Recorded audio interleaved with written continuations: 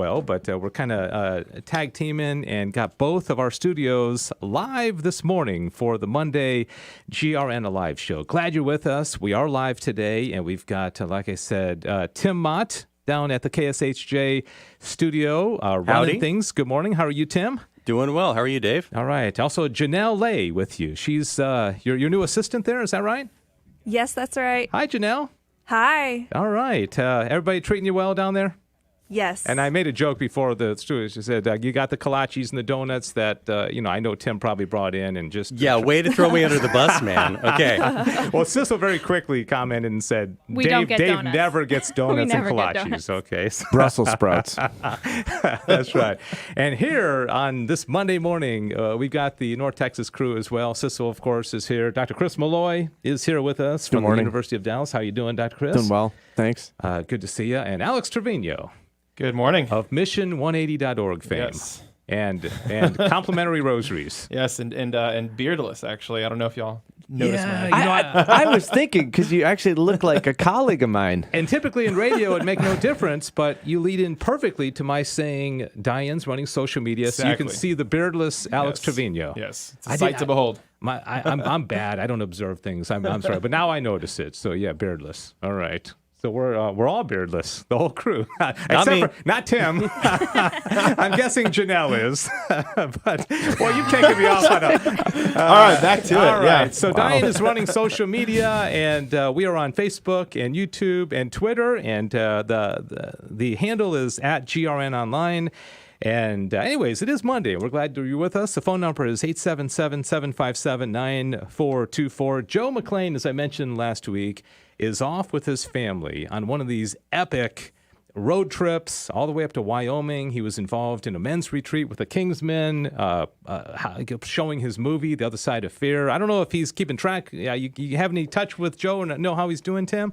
Nothing more than what's on Facebook, but he's been, he's a natural broadcaster, natural promoter, and so it's fun to just watch his family as if it's a work trip, because he's just a good guy who's always showing the fun wherever he goes. Yeah, and I was talking to Sissel before the show began about these epic. I think every family should do road trips, definitely. because even if it doesn't go as exactly planned, you got memories. You're going to laugh about it a year later, the flat tire, the car stalling out.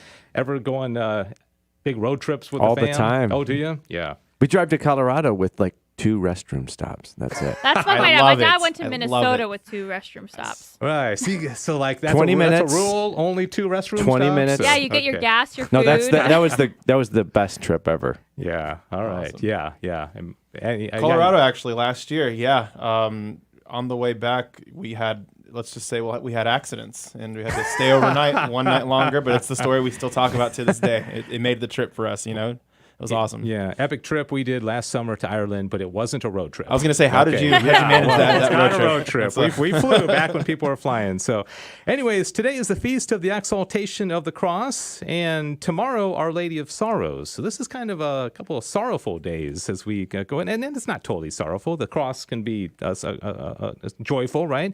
And then Wednesday, Memorial of St. Cornelius, Pope, and Cyprian, Bishop in Martyrs. And so, anyways, we're glad you're with us. We have a guest coming up halfway through the show who I think, Tim, you know a little bit better than I do. Troy Guy is his name. And he and I, Tim, have one thing in common. We both began our professional careers in nuclear science, performing high-energy density experiments for physics-based weapon and fundamental research programs. Sweet. Wait just a minute. Wait, did you say that you have something in common with him? Yeah, I mean, I never thought I'd meet somebody else that, I'm kidding. Say 2 truths and a lie or something. We got to... Yeah. So No, you really got to love his story. It's like atomic bombs, spies, and nuns, and it's crazy. That sounds amazing. Yeah, so he's no dummy. No doubt. No, I think his current project is designing a lunar lander or something like that. Oh, yeah. Wow. Just, one of those little weekend projects, right? Incredible. All right. I feel good about myself if I can change the oil in my car. And so this guy is doing really brainy stuff, and he's a convert to the Catholic faith, and we're going to learn about him. I think he's has an influence. Catholic radio has played a part, or he likes Catholic radio, right? Oh, yeah. He's definitely a fan. That's how I discovered him. They contacted us here, and because they were so familiar with our programs, I was like, well, let's go meet this guy. And turns out he's great. He's been on the journey home. All right. Well, very good. So he's going to join us about bottom of the hour. We're also going to be speaking to Toya Hall, our vice president and one of the incorporators of La Promesa Foundation, Guadalupe Radio Network, because, Tim, the Share-a-thon starts tomorrow. Ooh, Share-a-thon! Yes! Awesome! Celebrating 20 years is the theme, and so we'll talk to her in just a moment. And before that, Tim, you've put together some of the headline news stories, right? I do. I have some headlines ready. Let's do it. It is once again a grave sin to skip Mass in Milwaukee. According to a statement issued by Archbishop Listecki, the dispensation from the obligation to attend Sunday Mass for Catholics will expire on September 14th, 2020. That's today. Therefore, Catholics are obliged to return to Sunday worship the following weekend. The dispensation remains for grave reasons such as illness or the care of those who are sick. Several states in the U.S. Midwest and Northeast have seen new COVID-19 cases increase for 2 weeks in a row, though nationally, both new infections and deaths last week remained on a downward trend, according to a Reuters analysis. Nearly all of the dozens of people reported missing after the devastating blaze in southern Oregon have been accounted for, according to authorities, over the weekend as crews battled wildfires that have killed at least 35 from California to Washington state. The flames up and down the West Coast have destroyed neighborhoods, leaving nothing but charred rubble and burned out cars, forced tens of thousands to flee, and cast a huge shroud of smoke that has given Seattle, San Francisco, and Portland, Oregon some of the worst air quality in the world. The 2020 hurricane season continues to ride its peak as the National Hurricane Center monitors up to 7 tropical disturbances into Monday, including Tropical Storm Sally growing closer to the Gulf Coast, Hurricane Paulette passing directly over Bermuda, and the formation of both Tropical Storm Teddy and Tropical Depression 21. Belarus renewed its invitation to Pope Francis to visit the country Friday during talks with a senior Vatican official. Vladimir Makey, the Minister of Foreign Affairs for Belarus, said that the invitation remained open amid tensions between the local Catholic Church and the government. And a man who went on hours-long vandalism spree on Wednesday at Immaculate Heart of Mary Church in Tioga, Louisiana, has been arrested and has confessed to the crime, according to local authorities. During the act of vandalism, which lasted more than 2 hours, the assailant broke at least 6 windows, beat several metal doors, and broke numerous statues around the parish grounds. And finally, the March for Life Education and Defense Fund announced on Thursday the theme for the 2021 March for Life, Together Strong, Life Unites. Organizers of the event said in a press release that the 48th Annual March for Life will take place on January 29th, 2021, and those are your GRN headlines for Monday, September 14th. All right. Thank you so much, Tim Mott. Again, combining these two studios. And, I mentioned we were joking about Alex and not having his beard. And another reason you want to check out the video of behind the scenes is because Dr. Malloy always wears a bow tie, pretty much. Yeah. Always. And you got even at night. you got a nifty one on today. That's really bright. Yeah, I know. It kind of stood out. Yeah. I don't know. I was thinking Exaltation of the Cross. Yeah. You kind of go bright, right? Yeah, exactly. Cross, right? No, I like it. Now that it's getting cooler, I can wear the white shirts. It's a long story, but at any rate, then I thought I'd get a colorful. Yeah, and we don't have any AC in the. No, we don't. I'm glad. I'm glad I wore. Anyways, so check us out again: YouTube, Twitter, Facebook. Diane does a really good job. Puts a lot of pictures up there, and you get to see behind the scenes. And we also do the after show afterwards, and that's the only way you can listen and watch after the radio program is to tune in for the after show. All right, so I mentioned we've got Houston and DFW connected this morning, and now through the miracle of technology, we're also going to go out to West Texas, where Toya Hall, our vice president, is. Not sure exactly where she is, but she joins us as we connect most of the offices and studios of the GRN this morning. Toya, how you doing? Good morning. I am good, Dave. How are you, and how is our dear listener there? Well, we're doing fine. We got Houston connected. We got Tim and Janelle. We got the crew here. Alex. Good morning, Toya. Good morning. Morning. Good morning. And Dr. Chris Malloy and Diane. So we're doing well for a Monday. It's wonderful. And Toya, I wanted you to come on because we have got a Share-a-thon, I think, starting tomorrow, right? That's it. And we've done something interesting this year because the theme, spring, summer, and now fall, and I'm presuming Christmas as well, is celebrating 20 years. This is a big year for the GRN. Yes, it is, and I'm so thankful for it. And especially thankful for all of the listeners and our benefactors, Dave, that have kept us on the air for 20 years. Yeah, and it's funny that, today is the Exaltation of the Cross. Tomorrow is Our Lady of Sorrows, and many people would say, this has been a year where we have had to exalt the cross. There has been some sorrow, and so, and it doesn't, it affects Catholic radio too, because it's impacted everybody. It's impacted all nonprofits. I know the Spring Share-a-thon was down considerably, and so I guess that's my way of saying, why is it important for people to get up early with us tomorrow morning, call in, Tuesday through Friday, and make a donation, support the network? Dave, the very reason that we've lasted for 20 years is because people got up and called in, right? Yeah. Made donations and gave of so generously over the years. They prayed for us. And we need that help once again. The quarterly share-a-thon is so important, every single one of them, just to get us to the next share-a-thon, because that's how we exist. And, Dave, this morning I was listening to Father John Ricardo, and, he's just so awesome. And he was starting a series this morning, and it was 6 a.m. Central, 7 if you're on the East Coast, and it was RCIA for Catholics. Mm-hmm. And so when I was listening to him, I thought, he just defined Catholic radio.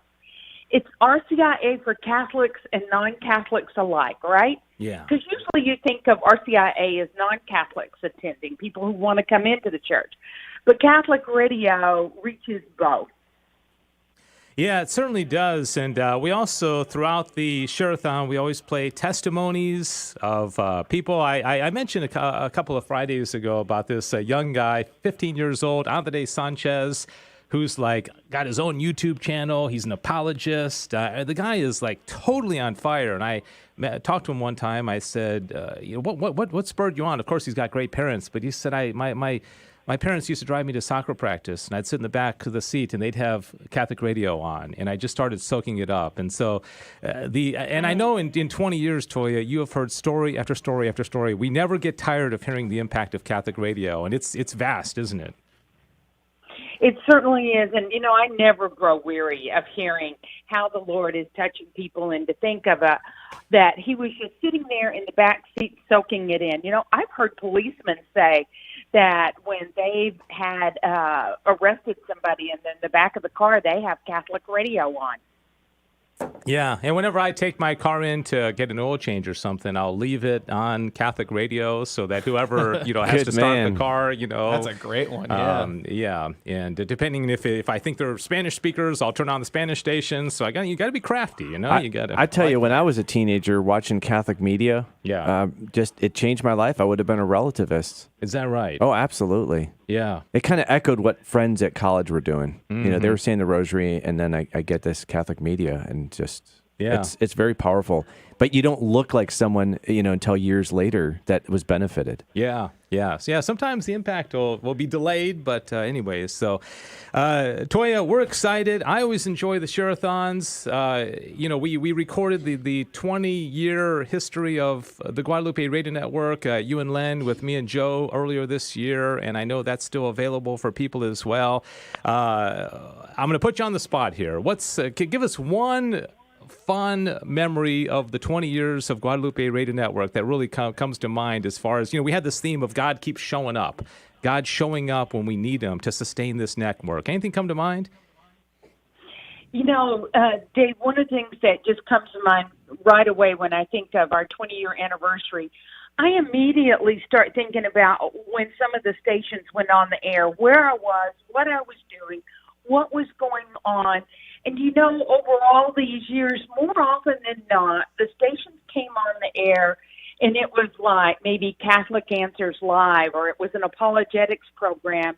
And several times people were calling in, asking questions about the Blessed Mother. Yeah. And so I think back to those days, and the first time I heard it, 20 years ago, when this station here in Midland went on the air, I remember thinking, I bet that's the first thing any time in radio that something positive has been said about the Blessed Mother. Yeah, that is so beautiful. I remember the first time, the Divine Mercy Chaplet, I know that's not directly related to Our Lady, but when I heard it on the radio, I literally cried when I heard it the first time and thinking, wow, something Catholic, something beautiful coming across the radio. I'd never heard that before.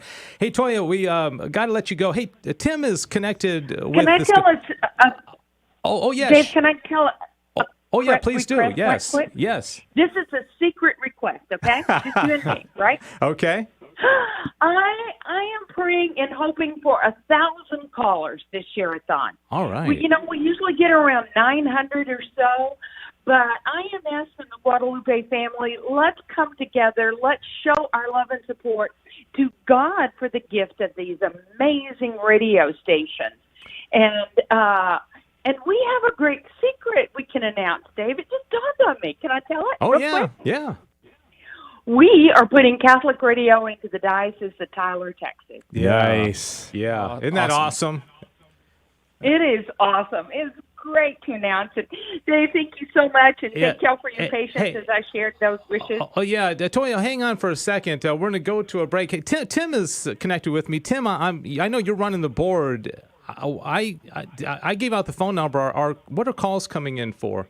There are. I'm not sure here, but we've got a few. Yeah, we got a few. Wait, hold on. Yeah, I transferred them up to Dallas. Can you hang on for a second, Toya? Sure. Okay, because I'm not sure. Okay, I got line 2 here. Hello. Hello. Hi. Who's this? Hi.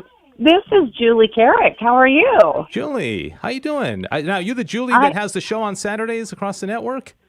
I am, yes. What's going on? on? And I was hearing all this talk about Catholic radio, and I just had a really special thing that I wanted to say this morning. And Toya, I just want to wish you a happy birthday. Oh, and I'm hoping that 1,000 hits. You and me both. Thank you so much, Julie. Julie, how did you know? That is incredible. Julie, thank you. I love the Guadalupe family. Y'all are amazing. And what a beautiful way to share Toya's birthday. This is so amazing. Wishing you all the blessings. Happy birthday, Toya. Yeah, wow, that's... that's kind of embarrassing. We forgot Toya's birthday. Yeah, I feel bad that we forgot about it. But, Julie, thanks for that reminder. I doubt that. And, of course, check out Julie's show, 10 o'clock Central Time, Saturday mornings. We sing our faith. Julie, got to let you go, but thank you so much for calling in. Really appreciate it very much. Got another... Toya, hold on a second. Got somebody else that has called in. Hi, thank you for calling. Who's this? Yeah, hi, it's Jerry Usher with Take Two with Jerry and Debbie. Happy birthday, Toya. This is crazy. Jerry? Jerry, thank you so much. This is nuts. I am just so delighted. Thank y'all so much. No, this is nuts. Jerry, somebody, hold on. Caller, line 4. Hello, line 4. Who's this? Thanks for calling. Who's this? Hello. Good morning. This is Debbie Georgiani, just wishing Toya a happy birthday. Thank you, Debbie. I did not expect this. I thought I was on the air to start begging for money. That was all just an excuse to get you on the air with us, Toya. Okay, well, I think we lost Jerry. I think Jerry hung up. Debbie, thank you so much for calling. And I know it's much earlier where you are than where we are. So God bless you. Thank you. Dave, real quickly, can I just say this? The world is a much better place because Toya is in it. So I'm just encouraging everybody that's listening, get those 1,000 calls for the Share-a-thon. Do it for Guadalupe Radio Network, but do it also for, what a great birthday gift that would be, Toya. So I'm going to be praying for that, and I hope you have a glorious day. Thank you, Debbie. Thank you, Jerry. All right. Thanks so much. Tim, I know we're late for our break. Let me take... No, there's another one you got to go to. Okay. Hi, line 5. Thanks for calling GRN Alive. Who's this? This is Dr. Ray. How are you? Dr. Ray, what are you calling for, Dr. Ray? I thought you'd be sleeping. I'm not sure because all I know is there were so many people that wanted to call in. I had to get on the phone last night, so I've been up all night on hold, waiting to wish this woman a happy birthday. Wow. I really thought, Dr. Ray, you were sending out the fire truck to put out the fire from all the candles on the cake. It was 50 candles, and that was the piece I had. Yeah. I thought for sure you'd give her a hard time, Dr. Ray. Come on, you're being so nice. Yeah, well, see, you know what you did? You kind of stiffed me because you put Debbie Georgianni first. That's like going from the, Mother Teresa to Cujo here. They were all building up to you, Dr. Ray, okay? They're just kind of like the opening act. I met Toya in Midland, probably, 1922, I think it was, somewhere there. I remember because you had one station, I think, and we did that banquet. Yes, we did. Yes, we did it. You guys, Stephen's Catholic Church, and it was awesome. You guys have just absolutely taken care of all the support people have given you and worked it into how many stations now? We are about to be 39. Unbelievable. You guys are the spearhead of Catholic radio. How wonderful. Yeah. God is good. 39. Dr. Ray, thanks so much. I know you're traveling. I was so glad to hear that you're traveling because that means you're getting out and about again because I know the last 6 months everybody's just kind of been hunkering down. So really appreciate you taking time with us this morning. Dr. Ray Guarendi, you got some show on the radio, don't you? I think it is, but the trouble is I've been negotiating to get more breaks. I can't work 48 minutes in a row like that anymore. I know it's tough. Do they call that work? Thanks, Dr. Ray. Good talking with you. Thank you, Dr. Ray. And what Dr. Ray doesn't realize is he was actually the opening act, Toya, for the real call that was coming in. We got the Pope. We got the Pope. All right, call line number 5. Who is this? I think the last call. Who's calling in? Thanks for calling in. Hi, Dave. This is Patrick Hall. And I would like to wish the love of my life happy birthday. Oh, thank you, Patrick. Patrick doesn't yet have a show on the Guadalupe Radio Network, okay? But No. that's in negotiations, right, Patrick? It's all who you know. That's right. Yeah, I'm going to try to get out of the fetch and tote business. Well, I am so, Patrick, thank you so much for calling in. And we thought we would culminate with your Toya's husband, Patrick, after all these radio hosts calling in. And so really appreciate it, Patrick, making time for this. I know you're working, you're busy, but God bless you. And God bless you guys. All right. Have a great day. All right, Toya, that's all the calls for you. Is that was that a good surprise for you? It absolutely was. I wasn't expecting it. So thank you all so much. It just lifted my morning. You guys are all wonderful. So thank you so much for remembering me on my birthday. And God bless everyone. I will be praying for you today. I hope it's a very blessed day for you. All right. God bless you, Toya. Thanks for all you do, and thanks for spending some time with us. Thank you. All right. Boy, that worked out really well, didn't it? Yeah, it did. Flawless execution. That was beautiful. Full lines. It was great. I thought because we can only have 6 lines at a time, but we had 5 called. They were all there. Everybody. Wow, that was perfect. That was great. Perfect. I love it. Pretty good, huh, Tim? I thought that went great. Yeah, Great idea, that Dave. was fun. I hope it was a genuine surprise. It's kind of hard to keep a surprise from somebody. So anyways, now that the phone lines are back open, if you want to call in, you can join us. I want to spend a little bit of time talking about this cool quote that I found from a gentleman that many people have kind of tagged and said, this guy is like Pope material. Maybe he can be our next Pope. He is from Guinea, and his name is Robert Cardinal Sarah. Yeah, and y'all are familiar with him, right? Yeah, you ever heard of him? And wonderful, wonderful cardinal from Africa. And I just want to read this because I just think it's so right on, and then open it up for a discussion. There's one other thing as well that we can talk about. He said, a process of self-destruction is always reversible, but time is short. For several years, the decline has been accelerating. All civilizations that ignore the eminent dignity of the human person have vanished.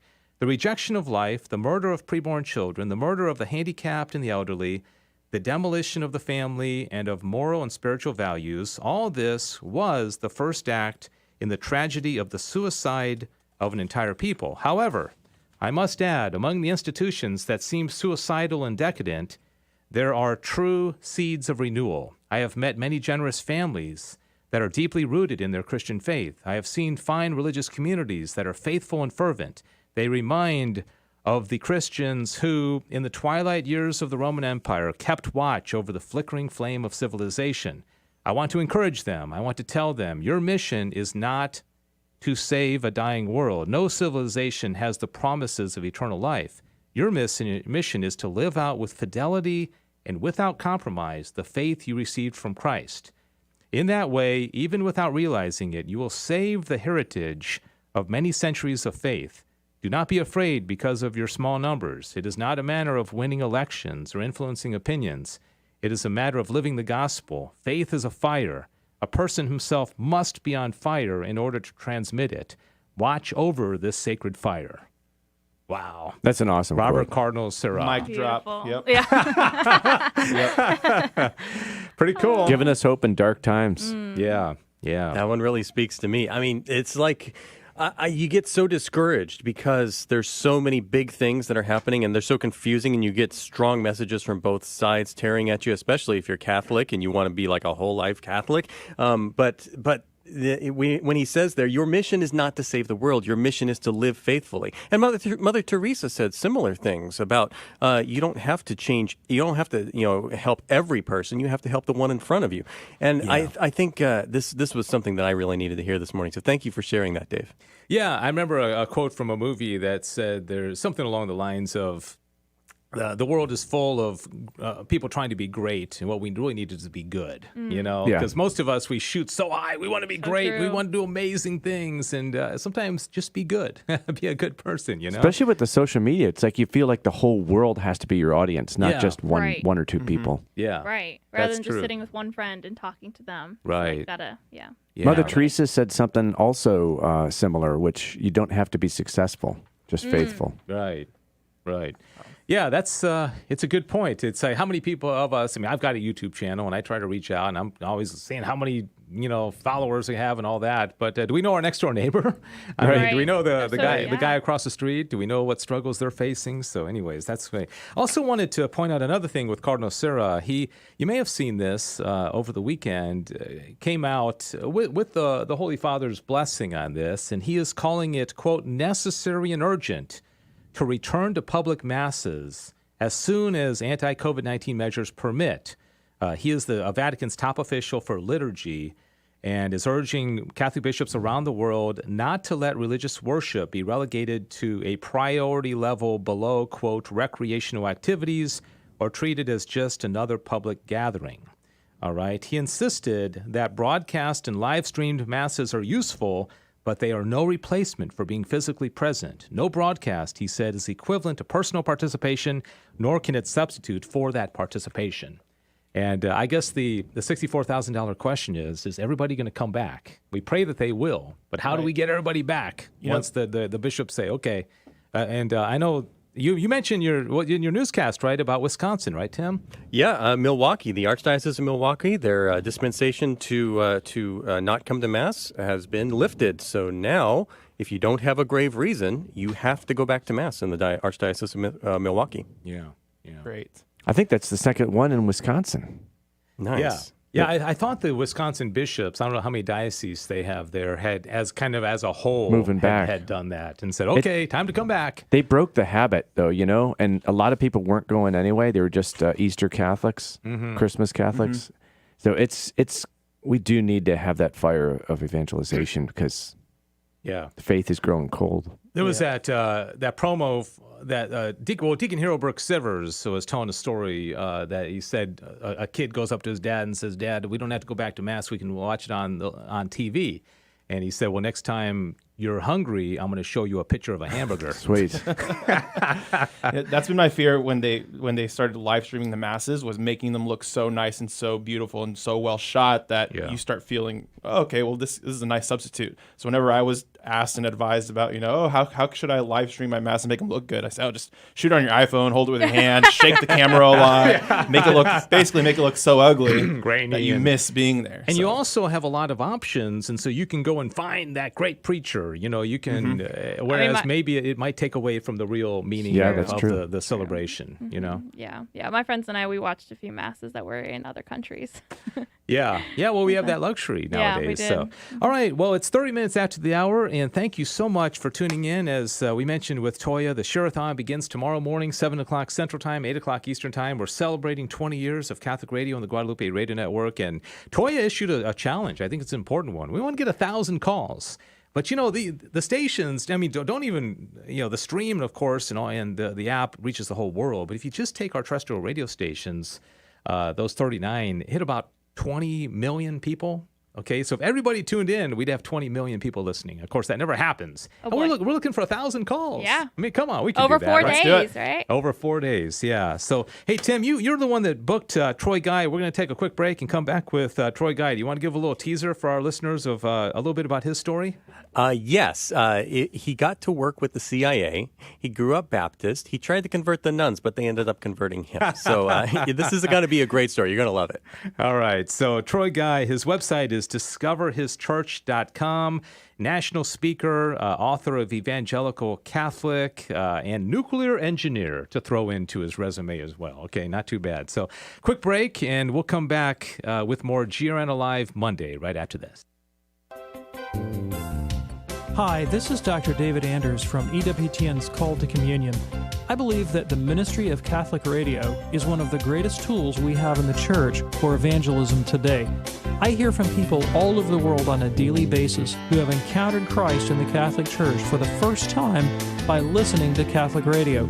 Please support the ministry of Catholic radio today. Support Guadalupe Radio Network.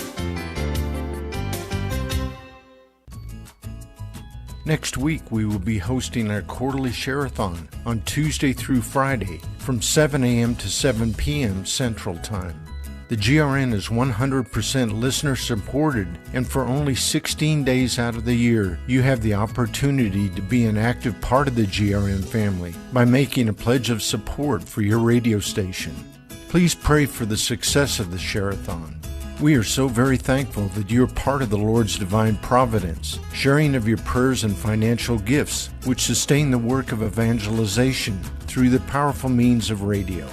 I invite you to tune in and join us next week as we share how Catholic radio has changed so many lives for all eternity due to your support to keep your station on the air. This is Len Oswald, President of the Guadalupe Radio Network, with your GRN Family Minute. We are your Catholic radio. Radio for your soul. Are you connected? Hi, Joe McLean here, the Director of Mission Development for the GRN, and I am super excited about 2020. It's our 20-year anniversary, and we are rolling out new digital tools to include a new website, a podcast catalog, upgrades to our mobile app, and more. A great way for you to stay up to date and connected is by joining the GRN text list. You can do that today for free at grnonline.com/text. All right, it is Monday, and Joe McLean is going to be back next Monday. I promise.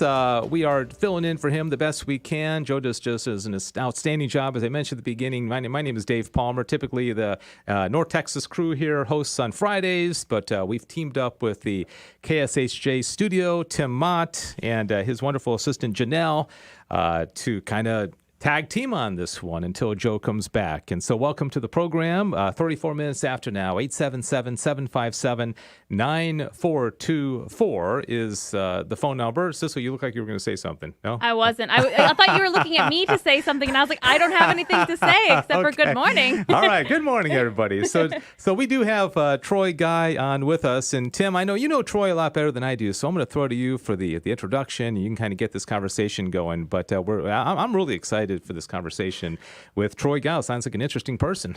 Yeah, well, Troy, welcome to GRN Alive. Good morning, Tim. Good morning, Dave. Good morning, Danielle. All the Guadalupe family. Great to be with you this morning. Good morning. Morning. Yeah, so really this whole conversation is basically going to be your intro, so we don't have to go into a bio, but I like to get people's interest excited because by telling them, I believe that your current project is something about designing a lunar lander. Is that right? Yeah, that's right. We're building one of the lunar landers to return humans and the first woman back to the moon. We're aiming for 2024, so we're excited to be building the lander.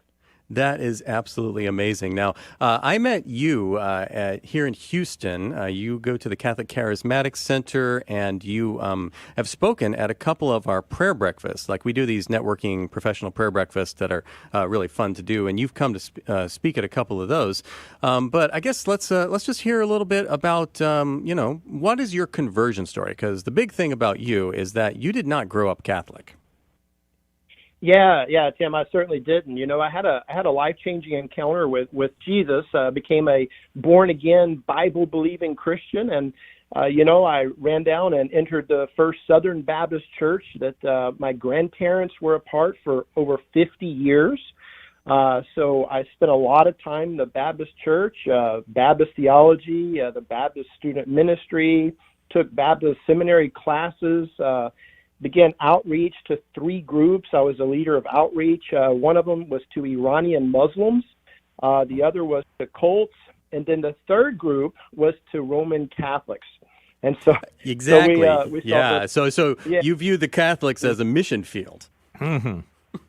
Yeah, that's right. Yeah, we had a bit of a anti-Catholic Protestant thing going on within our Baptist church. Not everybody, but now why? What rationale was there for that? When the Catholics claim to be Christians and you claim to be a Christian, why would you put them in an other category of not Christian? Great question. Why do Catholics worship Mary? What about this thing called the Immaculate Conception? What about calling the Pope Father and praying to dead saints? And how about those statues when the Bible says no graven images? And, and of course, if you open a Baptist Bible, it's 9 times out of 10, it's marked up, it's memorized, it's ingrained in our children, the verses. And of course, this thing called the Eucharist, we saw that as the worshiping of a piece of bread. So hey, why be Catholic when there are thousands of great Protestant denominations to choose from, right? Yeah, I guess I can see the rationale there, but it's just there's so many misconceptions. Now, where were you at the time? Like, how did your career get started? And were you? It sounds like you were really deep into your faith, even though it was not the Catholic faith. Yeah, that's right. I was deep in my faith, and I went off to graduate school, studied at Texas A&M, studied nuclear engineering and physics. And I began studying something called high explosives. These are really powerful explosives used to study fundamental physics under extreme pressures. And the bottom line here is that they just create these high-energy neutrons. And so that work would ultimately lead to a position in the national security world. And so, of course, that was a continuation of conducting nuclear weapon research at federal laboratories. Okay, so that's pretty brainy stuff. I think I understood about maybe 50% of what you said there. Tim, it's pretty, yeah. It's actually pretty easy. We had 2 objectives, in my particular branch. We looked at military applications of nuclear science, and we studied the United States nuclear weapons stockpile from, of course, a classified perspective. Okay, so as a Baptist, you're really into science here, and were you in it for blowing things up, or what was your objective here? Well, our objective was to learn fundamental physics about the early universe. But of course, in the early universe, there was a lot of high energy physics that happened, but we also see those, of course, in atomic and hydrogen bombs. And so the objective was to just continue on with my research inside, of a classified nature. But my faith took me to different positions, within that work itself. What do you mean by different positions there? Well, I was very anti-Catholic, of course, and I began. There's a couple of things in my life that happened. The first thing is there was a lot of stress in my life because at the same time that I was around the laboratory, we had an arrest made by a person called Wen-Ho Lee, who, by the way, was a Texas A&M graduate itself, and he was arrested on spying charges. Also, Robert Hansen, he was a former FBI agent who ultimately was convicted for spying for the Soviet and Russian intelligence services, and this is happening in 2001. Now, what's interesting is here I am with a family living on a street in a nice peaceful area, and all these people seem to be getting arrested for spying. So it left us in a very very tight position because we're always under surveillance. Everywhere we go is classified. And so it's a very stressful time in my life. But there was also a great deal of peace, though, Tim, because between the nuclear weapons laboratories and the classified positions, I had time to drive. And one of those times was to drive to a place called Jemez Springs, which is about 10,000 feet at its peak or so. And there was a great caldera. It's a beautiful elk and a beautiful drive. And I came across this thing. Now, remember, at the classified nature, lots of stress, lots of counterintelligence, lots of other things going on. And I run across something that had a big cross on it. And I said, look, I've got to pull in right here in this snow-driven path and find out what has got this huge cross on it, a beautiful rainbow over the cross. And I run into a bunch of nuns. I mean, it was just that's not what you were expecting, though. No, not at all. You know, these nuns, and of course, you know, some of them are out there driving tractors. Some of them are out there, you know, just praying. Some of them are there. So on one side, here I am in this, again, stressful environment, this very spooky environment. On the other side, I run into these nuns, and I think to myself, you know, I love the peace that these nuns have. It was a beautiful time. But at the same time, I was asking why they can't see the truth like us Baptists could. Yeah, it's just this prejudice you have, like they're Catholic nuns, therefore, you know, they're wrong and about so many things. But there's something attractive about that to you, coming from that stressful, you know, CIA, FBI environment that you were working in.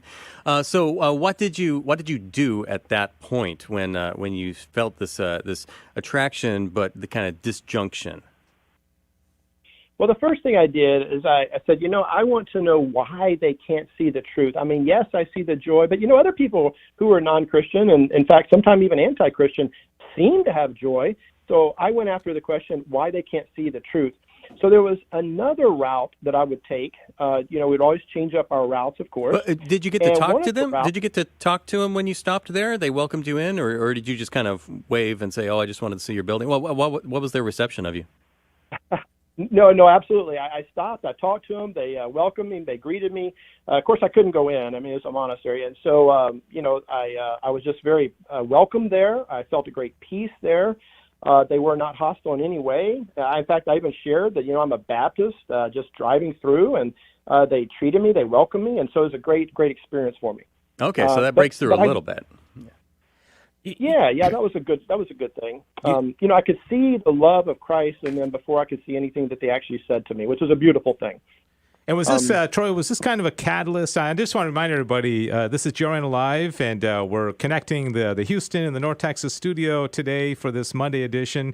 And Troy Guy is our guest, Catholic apologist, nuclear engineer, and author of Evangelical Catholic. His website is discoverhischurch.com. And I know we're about to lose Dr. Malloy because he's got to get to a class, but I'm curious, maybe I can throw this one out there. A lot of, quote, smart people, whether they be college professors or, you know, Troy, clearly you're an intelligent guy, don't believe in God or have a hard time. It's almost like they're too smart for their own good. You know, obviously you two guys are very bright. You got degrees. And why is it, do you think, often the more intelligent somebody is on the IQ level, the harder time they have grasping the truth of God? I'll just throw that out there. Yeah, I think, you know, this is Troy. I think if you, in some of my colleagues' case, I think it's not a matter of the head understanding that there's a God, but it's just simply the heart is not willing to convert at that time. And I see this a lot across the scientific community. Great, brilliant people just recognizing the hand of God in creation, but not quite ready to turn their life over to Him. Yeah, and higher education, Dr. Malloy, often is the case as well. We know so many stories of people going off to be taught by very bright people in the college classroom, and they're atheists or agnostics. I'm like, well, how can they be so smart but yet so dumb? There are a lot of worldviews that are conveyed in ways the students have no idea. Yeah, it's under the dressing of a neutral professor. There's a narrative in many different fields. Yeah, interesting. Well, Troy, let's get back to the story. I know the nuns were a bit of a catalyst, but you're warming up to Catholicism slowly. I know Catholic radio, I think, played a role. What came next in the story? Well, what came next in the story is I began to travel a different route. And on that route, there was a Catholic bookstore of all things right out in the middle of nowhere. I kid you not, out in the middle of nowhere. And I walk in there and I say, I'm going to get to the bottom of this. And the first book I pick up is something from David Curry called Born Fundamentalist, of course, Born Again Catholic. And another one, Thomas Howard, Evangelical is Not Enough. And then I picked up a third one from a guy you may have heard, Rome Sweet Home, by, of course, Scott Hahn. Never heard of it. And so I never heard of it. No. Yeah. So I start reading. In fact, I called this guy named Dr. Hahn, and I offered to debate Dr. Hahn. And I call him at his house. I find his number, and I got to bring him back to the Protestant side here. And I've just got to have this. Oh, my gosh. Yeah. Maybe a little too smart for your own good there. Yeah. You got this, I can study the early universe, so therefore I can reconvert Dr. Hahn back to Protestantism. So you're studying about your faith now. What was it that kind of made you actually make the decision to switch? Well, our church was a very worship service oriented, very kids friendly, jungle gyms and all this.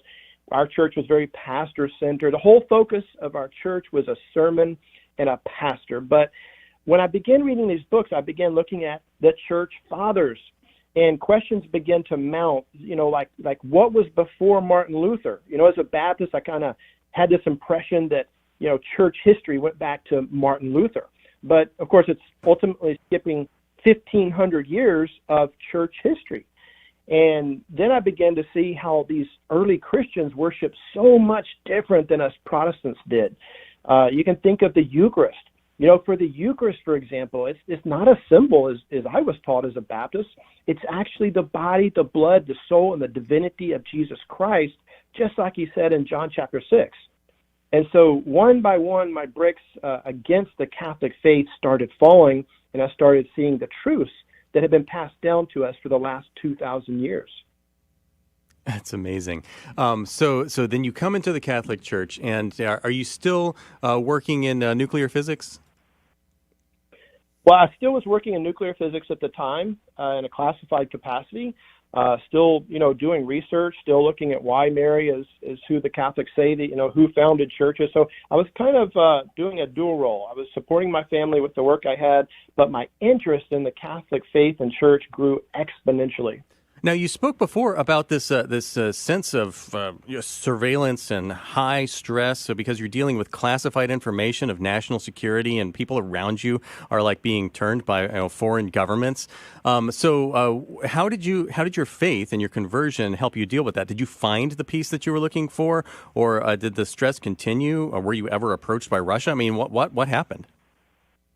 Well, I can't say if I was approached by Russia, but what I can say is that there's been a significant peace in my life, since finding the fullness of truth. Although knowing Christ as personal Savior, as we would say in Protestantism, is a beautiful peace, when I learned that this same Christ that I love so much and was willing to die for had created a church called the Catholic Church that went back 2,000 years, that peace even grew more.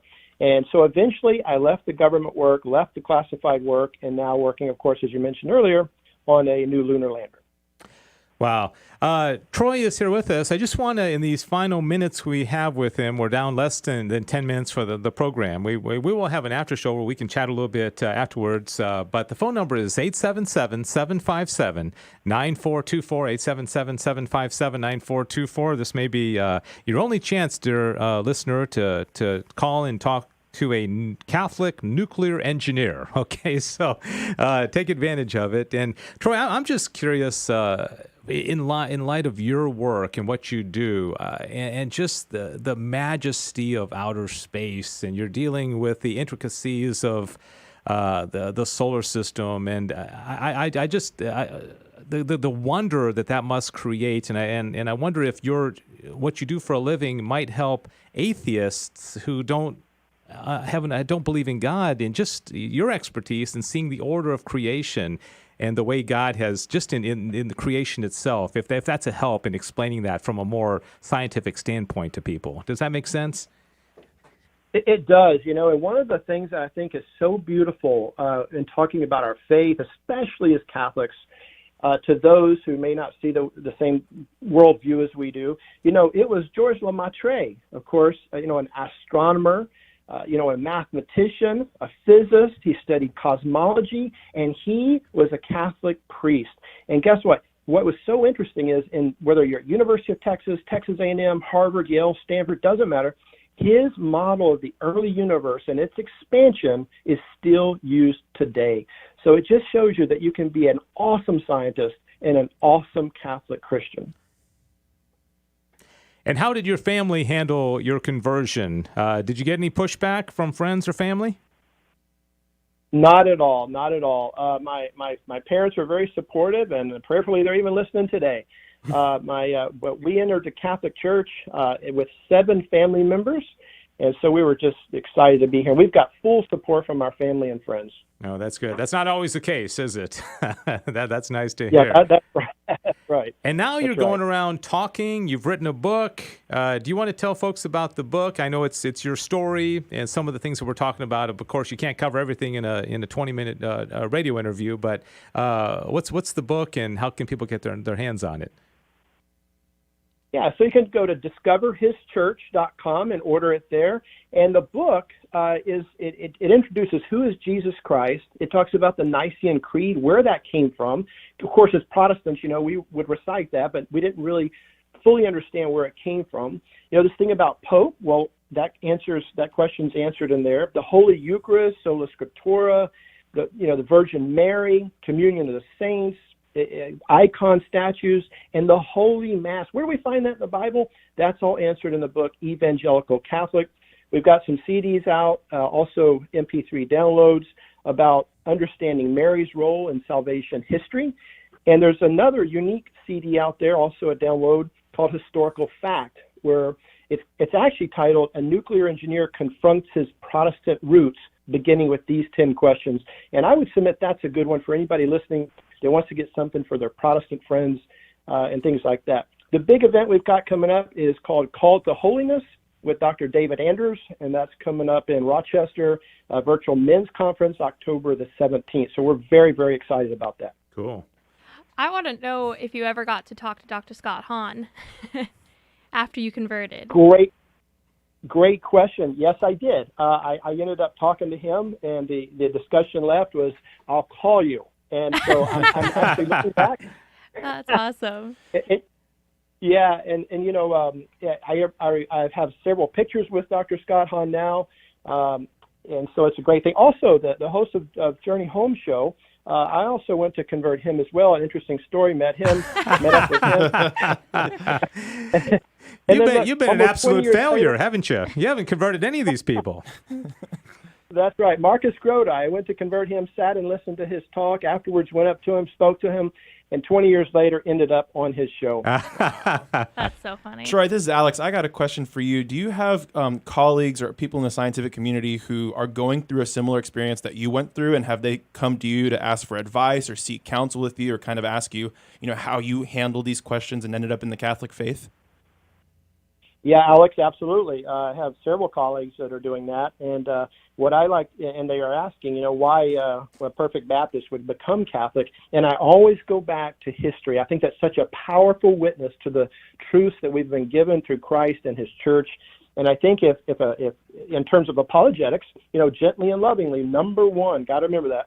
Number two, though, is to stick with the history, because after or before Martin Luther, there's only one version of history that really makes sense, and that is the Catholic version, the Catholic Church. Yeah, amen. Down to just a couple of minutes, Tim. I know you and I got to kind of coordinate this across the two studios, but I do want to just kind of wrap up things and remind everybody about what's happening tomorrow morning at 7 o'clock and maybe tying this in with Troy. We got our Share-a-thon beginning, and Troy, I know you're a fan of Catholic radio, and maybe you can just give a little push for all of these things that you have come to know about the beauty of the Catholic faith. We broadcast every single day about Our Lady and the Eucharist, the sacraments, and why do you think people supporting a station like the one you listen to in Houston, the one up here in North Texas and across the network, why is that important? I think it's important because you are a voice for so many people. You're covering so much, and we're so thankful. Our family has grown so much by listening to you. We listen to you every day, and so we're grateful. We're grateful for the people there. We support you. We love you. We highly recommend everybody listen because you are a beacon for the truth of the gospel of Christ and His church. And so I would really encourage everybody to tune in and listen, and more so, support you. You're doing great. Yeah, Troy, thanks so much. I know we're so grateful that you got such an awesome story. Troy Guy, Catholic apologist, nuclear engineer, evangelical Catholic is his book. You can find out more about him, discoverhischurch.com. Anything else, Tim, before we let Troy go? There's one thing, but I don't think we have time for it. If you can stick around for the after show, I'd like to dive a little deeper on that Baptist background of yours. Do you think that's okay? Yes, Tim, I'd love to be with you some more. Okay, so Dave, we can go a little deeper on that. I don't think we can do it in the 60 seconds that we have right now. But when you say share-a-thon, what exactly do you mean for those who haven't really been paying attention? Yeah, this is just an opportunity. 4 days this week, Tuesday through Friday, 7 a.m. to 7 p.m. Central Time, 8 to 8 Eastern Time. Call in and make a pledge and support the network so we can keep broadcasting the truths of our faith. And that starts tomorrow morning, 7 o'clock Central, 8 o'clock Eastern Time. Troy, thanks. We'll hang out a little bit longer, all of us, in the after show. So check us out on YouTube, Twitter, and Facebook. And this ends the radio program. God bless you. Have a wonderful rest of your Monday.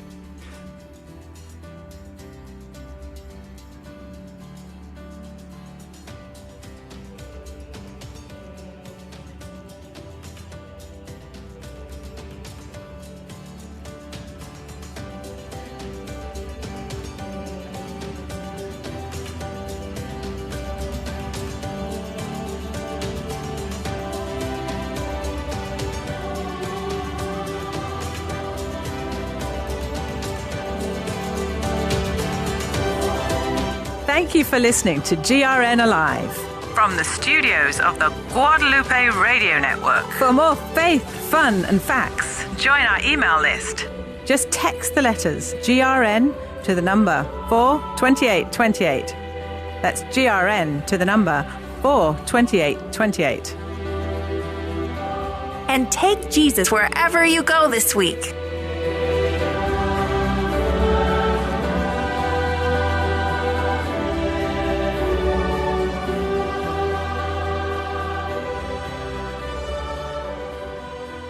Okay, I think we are on the after show now. All right, officially. Now we get to let our hair down and just... I don't know, what is it about the after show? It just seems a little more relaxed, doesn't it? I have no idea why. It's probably the music there. It just makes the transition like, oh, it's done. Yeah. And Tim, I think that went pretty well with a live show across studios. Yeah. Except for I don't have no visual cue. I can't point at you or give you a hand sign. I know. Instead of like jumping on the air and say, you have 30 seconds left. You have 20 seconds left. I mean, it just doesn't work that way. But Troy, you still with us? You bet. I'm here. Awesome. Oh, wow. That little pregnant pause there scared me. I think he's playing with us. I'll blame that on Cecil. Okay. No. I had a question I kind of wanted to jump into, but I knew it was going to take longer than 60 seconds because I got to give you a little bit of my background. I grew up Baptist too, and I read some of those same books. Evangelical is Not Enough was a big one for me. And the thing that I realized, that was actually what got me from Baptist to Episcopal at the time. So the thing that I realized was that I really didn't have to give up most of what I believed. I had to give up sola scriptura, but most of what I believed, I kept. My personal relationship with Jesus, my love of Scripture, my evangelical nature of wanting to spread the gospel, my spontaneous prayer, all of that I kept. And I was able to get the fullness of the faith. So I'm wondering, what was your experience, Troy, of what did you feel like you had to leave behind, and what do you feel like you were able to keep, and what do you feel like your Baptist experience brings to your Catholic experience that improves it, that maybe in ways that cradle Catholics have to work harder at or don't know? Yeah, great question, Tim. One of the things I would say is what I had to leave behind was ultimately my bias towards the Catholic Church. And like you pointed out, and that's absolutely my background too, an experience that I didn't really leave anything, big behind. It actually got bigger. I liken it like a wedding. You don't just marry that person, you marry their family too. I mean, in many cases, your family grows. And so I discovered I had a much bigger family than in my Baptist heritage. And I think that one of the things I had to give up, as you pointed out, is sola scriptura. I mean, if I had to name one, that would be a big one. But I think I had to give up the biasness towards Mary. And when I learned that, from the beginning of the Bible to the end of the Bible, that she played this powerful role in God's salvation story, that I had to give up my bias and say, I'm sorry, that's something that I had to welcome into my life. I had to give up my I don't want to say hatred, because I never really had hatred, but my, again, bias towards the church, the Catholic Church, because quite frankly, I have some great Protestant pastor friends that I know that they love the Lord with all their soul, heart, might, everything. And they honestly believe that where they're at is where God wants them. And so I had to give up that when I began seeing, hey, I walk up to a Catholic church and maybe the priest isn't so friendly, and there's not these great donuts at the door, and there's not this these seats that you sit back and you recline, and the theater, as we used to call it, to watch the sermon. And I had to give up a lot of those biases to figure out, hey, what is true and authentic worship? And so those are the things that I had to learn on. Okay, yeah, and I got that same experience. The experience of going to a worship service is very different than going to a mass, and there's a lot more. Since you don't have that sacramental table fellowship that the Catholic Church liturgizes, you end up pushing that onto making it an emotional thing. So you have to. There's a lot more weight put on those interpersonal reactions and those donuts and all that stuff in a Baptist church. How do you think we can encourage Catholics to maybe foster more of those relationships? I think one of the things we have to do is address our catechesis. And we talked about RCIA, for example. We've got to get better at that. We've got to get more authentic at that. And we've got to be more detailed in that as much as possible. Because my experience coming into the Catholic Church was frankly disappointing. Turn to your neighbor and ask a question. I don't know.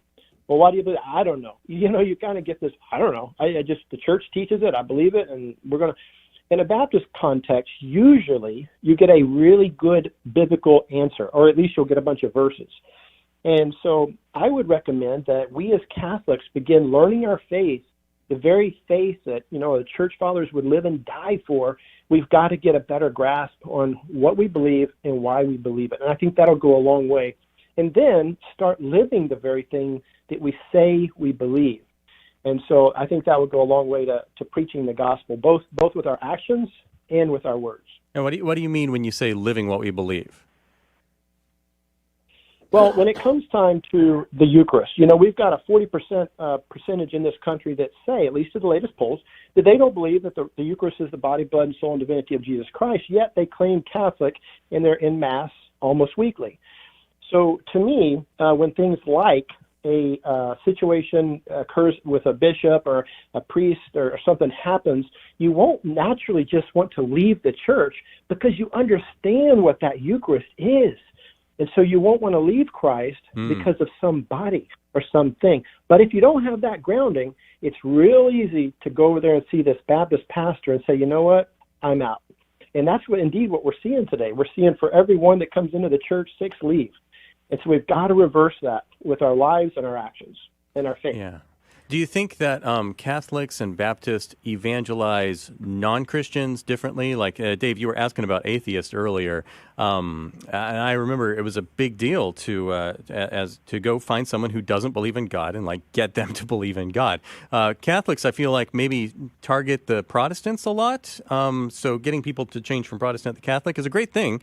But how do we evangelize the non-believers?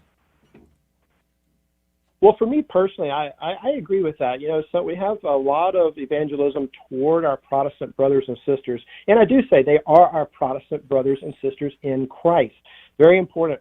They're not our enemy, right? They're our brothers and sisters in Christ. So helping them see the fullness of truth is a beautiful thing, and I can testify to my life that has been a wonderful experience.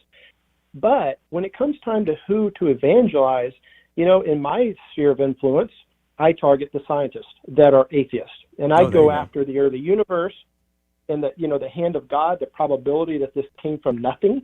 What is the argument from an ontological point of view, a cosmological point of view, a philosophical point of view, and a statistical point of view? What is the probability that two photons, for example, could come together spontaneously out of nothing in a randomness of time and become the beautiful universe we have today? It is like covering the earth, literally covering the earth with a mile of marbles high, the whole earth, all white marbles, putting a red marble within it, and saying to a blind person that's, blind, say, find that red marble. That's the probability we're talking about. It's virtually impossible. And so I use that a lot for my atheist scientific friends. Nice. Yeah, I wanted to ask about, there's a great spirit of ecumenism and, post-Vatican II. And, I have relatives. My sister is a very joyful Protestant, and she's happy. She lives a good life. And I think sometimes we get this, do we reach out to those people? They seem to be doing all right, And I wonder what your perspective is, Troy, in somebody who, like you say, there's the atheists out there, the agnostics, but sometimes I say, okay, my sister's happy in her life as a Protestant, but I think she'd be even happier and more joyful if she'd have the fullness of truth. What's your thought about that? People who are not necessarily struggling in their faith, but still should come into the Catholic Church anyways. Well, that's where a lot of my prayer comes in. I feel like a lot of prayer is needed for that because, as you point out, there's a lot of very, very joyful, joy-filled, quote, born-again Christians that seem to be doing really, really well. And they indeed have a relationship with Christ. But I think it's very helpful to realize that once we have that relationship, it needs to be developed further. And when you see that there's a Catholic Church created by Christ, then that you can expand that quite a bit. And I think that brings joy like no other. But you're right. I think that's where prayer and gentle gloves come in. And I think we should never shy away from that because we do have the fullness of the truth, but we can do a lot of damage too, frankly, if we're not careful, realizing that they are our brothers and sisters in Christ. Yeah. Hey, Alex, if I remember right, you're a cradle Catholic? Yes. Awesome. But my parents did have a very, a journey going back to the Catholic Church, but thankfully they ingrained me in that since day one. So I'm curious, that as a cradle Catholic, what's your experience with converts been? Have you learned anything, or is there anything that's annoying about us? Or so annoying, so many things. Where do I start? Right, be careful with this answer. Yeah, Alex. no. He's setting you up. We're on the live, so I can, my hair's loose a little bit on this one, so I can be a little open. No, I've had a lot of experience, not a whole lot of experience with seeing sort of the Protestants come back to the Catholic faith. I've had a lot more experience seeing fallen away Catholics come back to the Catholic faith. But I will say, I've been around Protestants in media and evangelicals around, media, film production, things like that. They're always so happy. They're so united. That's one thing that, that I think about with the Catholic Church is we don't have that unity the way evangelicals and Protestants do. At these massive media conferences, people just spontaneously start praying together and things like that I think we can learn a little bit from. But I've had really good experiences with talking with Protestants about the Catholic faith. The big question is Mary, of course. Y'all worship Mary. That's a big one. The other big one is the communion of saints. Why are you praying to dead people? They can't hear you. They're not listening. Yeah. But then with Mary, when I talk about it, conversing with them about the beauty, like what you're missing out on, they end up realizing, oh wow, like she sounds awesome. She sounds so great. Why haven't I, experienced this? It's like having another mom. Yeah. And that's what whenever I talk to people about Mary, I try to talk about it in those terms that, look, you're missing out on something beautiful. I wish I had numbers, data on this, but it feels to me sometimes like Catholicism is so deep and so rich and so complex that non-believers, like someone who doesn't even believe in God, they believe matter's all there is, it feels like that's a big leap for them. And whereas if they can get to Protestantism, then that's like a step on the way to Catholicism. Right. Yeah. I don't know if that's actually the case or not, but sometimes it feels that way to me. And you bring up something really good too, that whenever I talk to people about the Catholic faith, is you have to come to the realization or the understanding that you're never going to know everything. You're going to spend your whole life getting to know things and getting to go deeper into topics and in terms of the Catholic faith, and you just have to accept the fact that you're never going to know every single thing. And Troy, that's something like what you just said, Alex. Troy, you can back me up on this, but that's not good enough for a Protestant. Protestant, you have to have 100% adamant faith, and if you're not 100% solid confident, we question your salvation. Yeah, that's right. You know, one of the recent things we've done, in fact, it's kind of weird. Marcus Grodi's son, John Mark Grodi, came down and joined me to go speak to a group of 12 Protestant pastors, some Assembly of God, some Lutheran, some non-denom, and so on. And we began a conversation. I mean, just a frank, open conversation. You know, here's what we believe. I presented to the room of pastors, and we ended up going out to lunch after it was over. And even today, I still take walks at night with one of the Protestant pastors who I consider extremely good friend, an extremely friend of God. He's extremely friendly, actually, to Catholics now. And so seeing that kind of anti-Catholic migrate into I'm kind of, Catholics aren't so bad, Yeah, I guess I need to look into this church history thing. And again, after that initial briefing and presentation, it's just been a friend from now on. And I don't mean to sound kind of like hesitant to say anything or anything. I certainly share when I can. But being a friend and continuing the dialogue, I think, is so, so important. Yeah, the relationship comes first. Yeah, I wanted to ask Troy a question. We talk about faith. And, there's this, I teach philosophy for high school kids, and there's this line of philosophy called positivism, and you're probably familiar with it, Troy, where, somebody's only going to believe what's empirical, what they can prove with data. There's a guy named Auguste Comte who was a big champion of positivism. And I wonder, as a scientist, where your life is really about measurements and data, and it has to be in the kind of intricate science that you're doing, life and death, trips to the moon and stuff. Is there ever how do you get past that, where so much, like the belief in the real presence in the Eucharist, really can't be measured, and no empirical data can really prove it?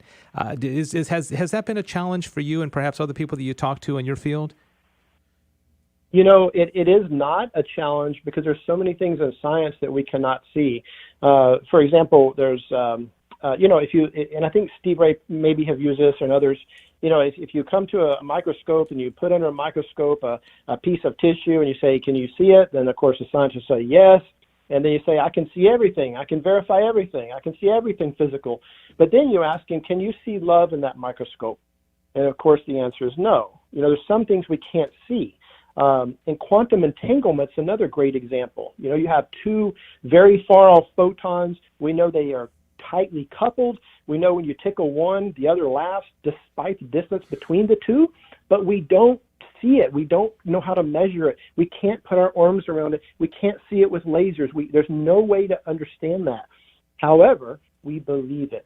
And so these are the things I love to bring up, and many more stories like that. So I think we would be helpful to point out to our scientific friends and even our secular friends that aren't scientists, hey, there's a lot of things we go by faith. But the Christian faith is not a blind faith because it's based on a person of Jesus Christ. Yeah. Oh, thank you. Great. Troy, in your experience, what is, the common, breakthrough that scientists in your field and what's the common breakthrough that they have that sort of convinces them about the existence of God? Is there a common idea that they are wrestling with that sort of convinces them? Well, all my discussions have been based around the person of Jesus Christ. Did he really live? It's the classical arguments that I found so helpful. I mean, they're well-worn, they're well-known, but when I'm in deep in a conversation, I always center it around the person of Jesus Christ. Mm-hmm. Was he real? Do we have historical records that indicate that? And if he was real, is what he said true? And so I like to stick to that when I'm talking about these kind of things, because then it gives us a focal point that you can't stray too far from. And if you do, you can always come back to it and say, okay, now that's a great question, but let's continue on this thread of Jesus. Who is Jesus, and what did he claim? Was he a liar, lunatic, that kind of thing? I find that very, very helpful. Awesome. All right, well, David Magallanes showed up, and he's one of our guys here in Houston. He's normally on Joe's show, but I gave him the morning off since you were handling the phones up there in Dallas. But Dave has a question about the science that happened at Los Alamos. Hey, Troy, this is David, and you and I got to meet up at one of the prayer breakfasts, and you got into some of the details about your work up in Los Alamos, and didn't you say that you had dug one of the biggest holes in the history of mankind, and you got to work down there? Can you tell us a little bit about that? Yeah, so had we had more time, I would have loved to share that. A lot of the work that we did was underground, and the reason for that, of course, is Soviet satellites were constantly surveying the area. We knew that, understood that, and the idea is that any subatomic or subcritical nuclear work that we were conducting or surveilling would be done underground, thousands of feet under the ground with tunnels miles long. And so I spent a lot of time in miners' outfits, and I can't really go into a lot of that, but a lot of time underground. And sometime I'd be dropped off from a caravan, a convoy, and be picked up literally the next day or the next week and come out from underground. And so the whole purpose there, of course, was the Soviet satellites were constantly trying to see what we do, just as we're trying to do to them. So that's what that was about. Wow. Yeah, that's really awesome, and it's really great to hear that. We have a lot of brilliant people here in the United States, here in this area, and that we can be faithful Catholics and do all this great work for the betterment of mankind. And so being able to tie all that together and just do all this work for the glory of God is just so awesome. So thank you for what you do, Troy. Hey, man, Dave, thank you so much for all y'all are doing in this radio station. I mean that with all my heart. My family listens. Our friends listen. So keep up the great work. Great job, guys. All right. Well, thanks so much. I think we've taken a lot of your time, Troy, and we really appreciate it. Those who are still with us on our social media platforms, you can learn more about Troy Guy at discoverhischurch.com, author of Evangelical Catholic Apologist, Nuclear Engineer, and Tim Mott. I guess that pretty much wraps it up. It's been a good morning. It's been good working with you. Well, I want to know how we're going to get 1,000 calls in the next 4 days. I always want to break that 4-digit mark, but I haven't seen it happen. So what's our strategy? We got to get it. It's 250 a day. 250. Yeah, that's right. I can do that. Yep. Actually, typically it builds as we go along Friday. So, I mean, even if we got like 200 the first 2 or 3 days, I think we could probably hit it. But yeah, you got to kind of, take it day by day. I think if we had 200 calls tomorrow, and 225 on Wednesday, I think we'd be in good shape. But we'll talk about it a lot, and we'll pray and put it in the good Lord's hands, right? There you go. Yep. All right. God's in control. Well, David, thanks for joining us. Good to see you. Alex, Sissel, Diane here, signing off, and Troy and Tim, good talking with you. God bless you guys. Absolutely. All right. Bye-bye. Very good. Thank you. God bless. Thank you, Troy. Bye-bye. Bye.